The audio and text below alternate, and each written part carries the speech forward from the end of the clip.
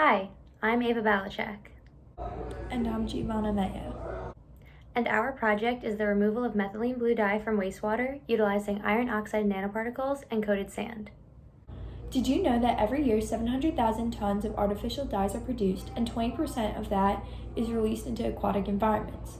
Methylene blue, being used to dye your standard pair of blue jeans, is just one of these many pollutants. After release, it can harm aquatic plants and animals and even become carcinogenic. Nonetheless, there are very few effective methods of removing it from water.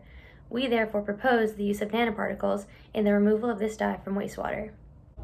Nanoparticles are tiny particles thousands of times smaller than the average size of a human strand of hair.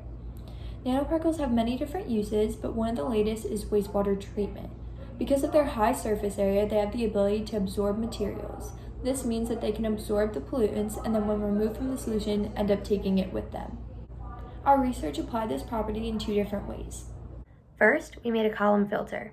We took normal sand and in a lab coated it in iron oxide nanoparticles.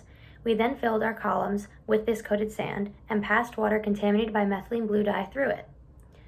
This process achieved an extremely high removal percentage, with the coated sand removing an average of 95% of the methylene blue dye from the wastewater.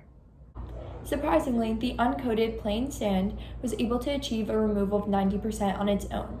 While all options proved to be economically efficient, the plain sand ended up coming on top. Now this shows that we can use this method for dye removal globally, even in places where resources may be scarce. We also coated sand in graphene oxide, a material that has been used for similar processes in the past. We found it to be efficient, however much less cost-effective than the other two newer options that we have already proposed. For our second application of nanoparticles, we simply put in the nanoparticles into a contaminated solution and we stirred to represent a mobile body of water. Afterwards, we used a magnet in order to take out the nanoparticles. The nanoparticles seemed to achieve a very good removal percentage for the pollutants, but interestingly enough, the combination of plain sand with the nanoparticles achieved even higher. This finding was able to make the whole process a lot more cost efficient.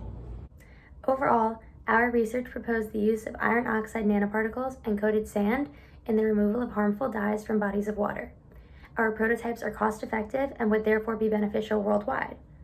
With this work, we are working towards making the world a cleaner and healthier place. Thank you for listening.